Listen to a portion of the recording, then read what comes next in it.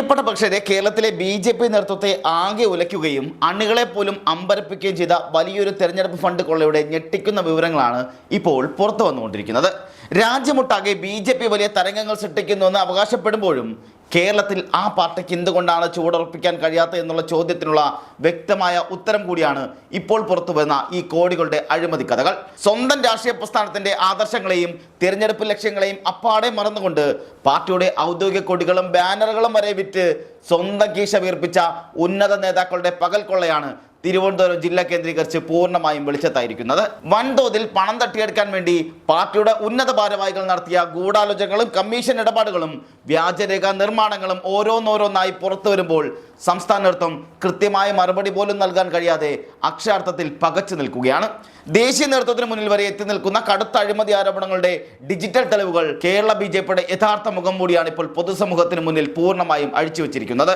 സംസ്ഥാന സെക്രട്ടറി അടക്കമുള്ള നേതാക്കൾ കൊടി വാങ്ങി കരാറുകാരിൽ നിന്നും വൻ തുകകൾ കമ്മീഷനായി മുൻകൂട്ടി കൈപ്പറ്റിയെന്നും എന്നാൽ തെരഞ്ഞെടുപ്പ് കഴിഞ്ഞിട്ടും ഇവർക്ക് നൽകാനുള്ള കുടിശ്ശിക തുകകൾ റിലീസ് ചെയ്യാതെ തടഞ്ഞു വെച്ചെന്നുമാണ് പുറത്തു വരുന്ന സാമ്പത്തിക ക്രമക്കേടിന്റെ വിവരങ്ങൾ വ്യക്തമാക്കുന്നത്. ലക്ഷക്കണക്കിന് രൂപ കുടിശ്ശിക ഇനത്തിൽ നൽകാനുള്ള കമ്പനി പ്രതിനിധികൾക്ക് പണം തിരികെ കിട്ടാതെ കടുത്ത പ്രതിസന്ധിയിലാവുകയും ഇതേ തുടർന്ന് ഇവർ സംസ്ഥാനത്തെ പ്രമുഖ ബി.ജെ.പി. നേതാക്കളുമായി അടിയന്തരമായി ബന്ധപ്പെടുകയും ചെയ്തിരുന്നു.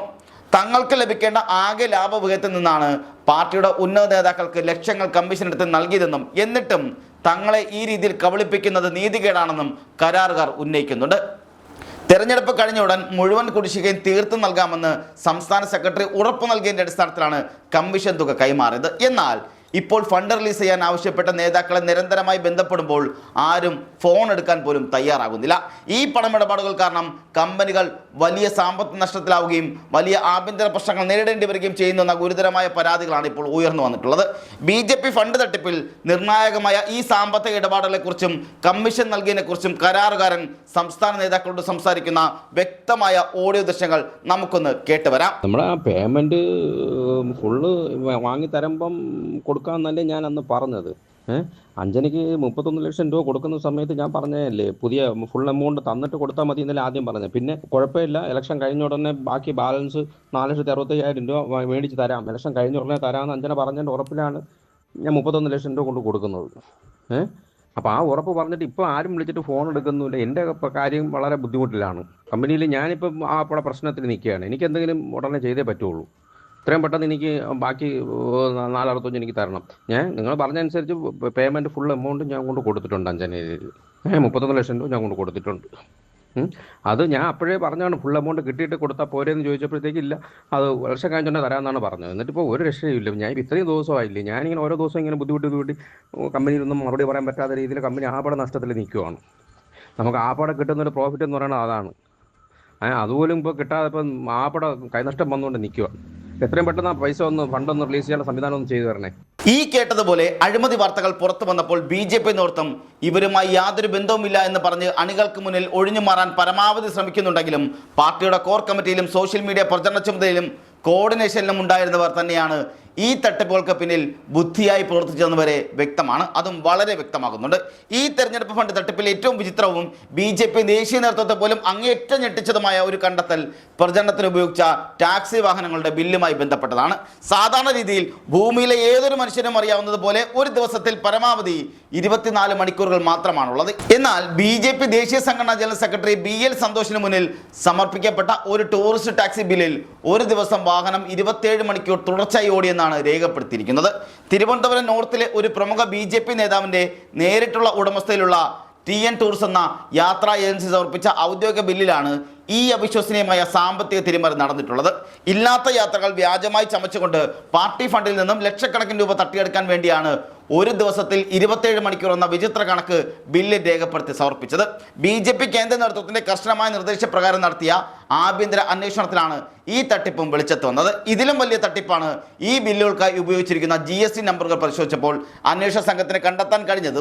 ഈ ഏജൻസി സമർപ്പിച്ച GST ബില്ലുകൾ പൂർണ്ണമായും വ്യാജമാണെന്നും അത്തരമൊരു GST നമ്പർ GST പോർട്ടലിൽ കണ്ടെത്താൻ പോലും കഴിയാത്തതുമായാണ് തെളിഞ്ഞിരിക്കുന്നത്. വാഹന വാടകയിടത്തിൽ തട്ടിപ്പ് നടത്തിയതിനു പുറമെ തിരഞ്ഞെടുപ്പ് പ്രചരണത്തിന് രാജ്യവ്യാപകമായി ഉപയോഗിക്കുന്ന പാർട്ടിയുടെ പ്രധാന കൊടി തോരണങ്ങൾ വാങ്ങിയ വകയിലും കൊടികളുടെ വൻ തട്ടിപ്പാണ്, അതും കോടികളുടെ തട്ടിപ്പാണ് തിരുവനന്തപുരത്ത് അരങ്ങേറിയത്. പ്രചരണ സാമഗ്രികൾ വാങ്ങിയ വകയിൽ മാത്രമായി BJP ഫണ്ടിൽ നിന്നും 1.5 കോടിയോളം രൂപയുടെ തട്ടിപ്പ് നടന്നതാണ് ഔദ്യോഗികമായി കണ്ടെത്തിയിട്ടുള്ളത്. ഇതിനായി തയ്യാറാക്കി സമർപ്പിച്ച GST ബില്ലുകൾ പരിശോധിച്ചപ്പോൾ കൊടിയോ മറ്റ് രാഷ്ട്രീയ പ്രചരണ സാമഗ്രികളോ വാങ്ങുന്ന വിൽക്കുന്ന ഒരു സ്ഥാപനത്തിൻ്റെതായിരുന്നില്ല, മറിച്ച് ഒരു സാധാരണ പലചരക്ക് രജിസ്റ്റർ ചെയ്തിട്ടുള്ള GST നമ്പറാണ്. അതായത് ഒരു പലചരക്ക് കടയുടെ പേരിൽ രജിസ്റ്റർ ചെയ്തിട്ടുള്ള GSTയുടെ നമ്പറാണെന്നും ഈ കോടികളുടെ ബില്ലിൽ BJP നേതാക്കൾ തങ്ങൾക്ക് അനുകൂലമായി അടിച്ചു ചേർത്താണെന്നും മനസ്സിലായിട്ടുണ്ട്. പാർട്ടി ഫണ്ട് വകമാറ്റി തട്ടിയെടുക്കാനായി വ്യാജ GST ബില്ലുകൾ അടക്കം നിർമ്മിച്ചത് മറ്റൊരു പ്രമുഖ BJP നേതാവിൻ്റെ തന്നെ ഉടമസ്ഥയിലുള്ള സ്ഥാപനത്തിൻ്റെ പേരിൽ കൂടിയാണെന്നതും ഈ അഴിമതിയിൽ നേതാക്കൾക്കുള്ള വ്യക്തമായ പങ്കിനെയാണ് അടിവരയിടുന്നത്. ഇതിലും വലിയ ക്രൂരത എന്തെന്നാൽ ഡൽഹിയിലെ കേന്ദ്ര ഓഫീസിൽ നിന്നും കേരളത്തിലെ പ്രചരണത്തിനായി തികച്ചും സൗജന്യമായി അയച്ചു നൽകിയ പാർട്ടിയുടെ ഔദ്യോഗിക കൊടികൾ വാങ്ങി വിതരണം ചെയ്ത വകയിൽ അതിന് മാത്രം 1 കോടിയിലധികം രൂപയുടെ ചെലവുകൾ വ്യാജമായി എഴുതി ചേർത്ത് ഫണ്ടിൽ നിന്നും മാറ്റിയെടുത്തു എന്നുള്ളതാണ്.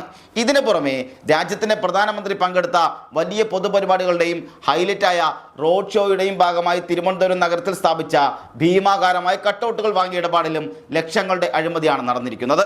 കട്ടൗട്ടുകളുടെ പേരിൽ പകുതിയിലധികം തുക കമ്മീഷനായി ആവശ്യപ്പെട്ടതിനെക്കുറിച്ചും മറ്റ് BJP കടയുടമകളുടെ GST വിവരങ്ങൾ വ്യാജമായി ഉപയോഗിച്ചതിനെക്കുറിച്ചും അതുമായുള്ള കൃത്യമായ വിവരങ്ങളും ഇതോടൊപ്പം പുറത്തു വന്നിട്ടുമുണ്ട്.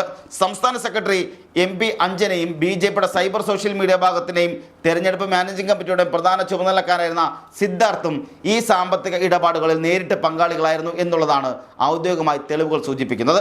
സംസ്ഥാന അധ്യക്ഷൻ രാജീവ് ചന്ദ്രശേഖറും സംസ്ഥാന ഭാരവാഹിയായ S സുരേഷുമൊക്കെ നേരിട്ട് നയിക്കുന്ന തിരുവനന്തപുരം ജില്ലയിലെ പ്രധാന നേതൃത്വത്തിൻ്റെ മൂക്കിന് താഴെയാണ് ഇത്തരം പകൽക്കൊള്ളകൾ യാതൊരു ഭയവുമില്ലാതെ അരങ്ങേറിയിട്ടുള്ളത്.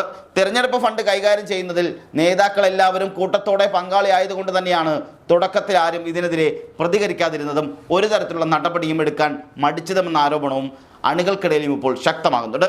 മുന്നണിയിലെ പ്രധാന ഘടകകക്ഷിയായ 2020 ഉൾപ്പെടെയുള്ള പാർട്ടിക്ക് തെരഞ്ഞെടുപ്പ് പ്രവർത്തനങ്ങൾക്കായി നൽകാൻ വേണ്ടി നീക്കിവെച്ച ഫണ്ടിൽ പോലും വലിയ തോതിലുള്ള അട്ടിമറികളും തട്ടിപ്പുകളും ഉണ്ടായതായാണ് BJPയുടെ ആഭ്യന്തര അന്വേഷണത്തിൽ വിലയിരുത്തിയിട്ടുള്ളത്. ഇത്രയും വലിയ സാമ്പത്തിക കൊള്ള നടന്നിട്ടും കുറ്റക്കാർക്കെതിരെ കൃത്യമായ നടപടി സ്വീകരിക്കുന്നതിന് പകരം അവരെ സംരക്ഷിക്കുന്ന നിലപാടാണ് സംസ്ഥാന നേതൃത്വം ആദ്യഘട്ടത്തിൽ സ്വീകരിച്ചത്.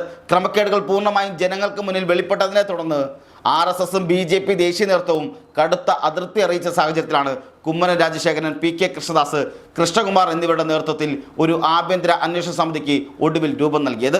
അഴിമതികളോ ഫണ്ട് വെട്ടിപ്പുകളോ നടന്നിട്ടില്ലെന്ന് സംസ്ഥാന നേതൃത്വം വാർത്താക്കുറിപ്പുകളിലൂടെ ആവർത്തിച്ച് സ്ഥാപിക്കാൻ ശ്രമിക്കുമ്പോഴും പുറത്തു വരുന്ന വ്യാജ ബില്ലുകളും വൗച്ചറുകളും വ്യക്തമായ തെളിവുകളായി മാധ്യമങ്ങൾക്ക് മുന്നിൽ തന്നെയുണ്ട്.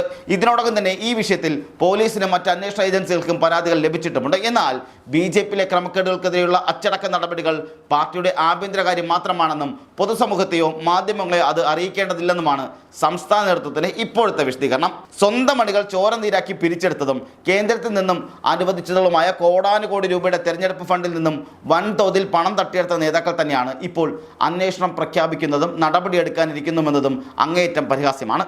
സാധാരണക്കാരായ അണികളെയും പൊതുജനങ്ങളെയും ഒരുപോലെ കബളിപ്പിച്ച് സ്വന്തം കീശ വീർപ്പിച്ച നേതാക്കളുടെ ഇത്തരം കോടികളുടെ കൊള്ളകളുടെ വിവരങ്ങളാണ് പുറത്തു വന്ന തെളിവുകളിലൂടെ ഇപ്പോൾ കേരളത്തിന് മുന്നിൽ പൂർണ്ണമായും വെളിച്ചത്തായിരിക്കുന്നത്. തെരഞ്ഞെടുപ്പ് രാഷ്ട്രീയത്തിൻ്റെ മറവിൽ സ്വന്തം പാർട്ടിക്ക് ലഭിച്ച സാമ്പത്തിക സ്രോതസ്സുകളെ പോലും വ്യക്തിപരമായ ലാഭത്തിന് വേണ്ടി നേതാക്കൾ ചൂഷണം ചെയ്തു എന്നുള്ള യാഥാർത്ഥ്യമാണ് ഇവിടെ തെളിയുന്നത്. പാർട്ടി അച്ചടക്കത്തിൻ്റെ പേരിൽ ഇത്തരം വലിയ കൊള്ളകൾ മൂടിവെക്കാൻ നേതൃത്വം ശ്രമിക്കുന്നത് കുറ്റവാളികളെ സംരക്ഷിക്കുന്നതിന് തുല്യം കൂടിയാണ്. പണത്തിൻ്റെ സ്രോതസ്സും അത് ചിലവഴിച്ച വഴികളും കൃത്യമായി അന്വേഷിച്ചാൽ BJPയുടെ ഉന്നത തലങ്ങളിലുള്ള പല പ്രമുഖരുടെയും പേരുകൾ ഇനിയും പുറത്തു വരുമെന്ന കാര്യത്തിൽ യാതൊരു സംശയവുമില്ല. വ്യാജ GST ബില്ലുകൾ നിർമ്മിച്ചതും ഇല്ലാത്ത സർവീസുകളുടെ പേരിൽ വൻതുകകൾ കൈപ്പറ്റിയതും സാമ്പത്തിക കുറ്റകൃത്യങ്ങളുടെ പരിധിയിൽ വരുന്നതുമായതുകൊണ്ട് തന്നെ ഇതിൽ നിയമപരമായ കർശന നടപടികൾ ഉണ്ടാകണമെന്ന ആവശ്യമാണ് ഇപ്പോൾ പൊതുസമൂഹത്തിൽ നിന്നും ഉയരുന്നത്. രാഷ്ട്രീയ ധാർമ്മികത പ്രസംഗിക്കുന്ന ഒരു പ്രസ്ഥാനത്തിൻ്റെ ഭാരവാഹികൾ തന്നെ ഇത്തരം മാപ്പർഹിക്കാത്ത സാമ്പത്തിക അഴിമതികളിൽ ഏർപ്പെടുമ്പോൾ അത് ആ പാർട്ടിയുടെ വിശ്വാസ്യതയെ പൂർണ്ണമായി തകർക്കുന്നത് കൂടിയാണ്. വരും ദിവസങ്ങളിൽ ഈ വിഷയവുമായി ബന്ധപ്പെട്ട് കൂടുതൽ തെളിവുകളും ആഭ്യന്തര തർക്കങ്ങളും പുറത്തു വരുമെന്ന് തന്നെയാണ് BJP നേതൃത്വവും അതുപോലെ തന്നെ അണികളും ഇപ്പോഴും വിലയിരുത്തുന്നത്.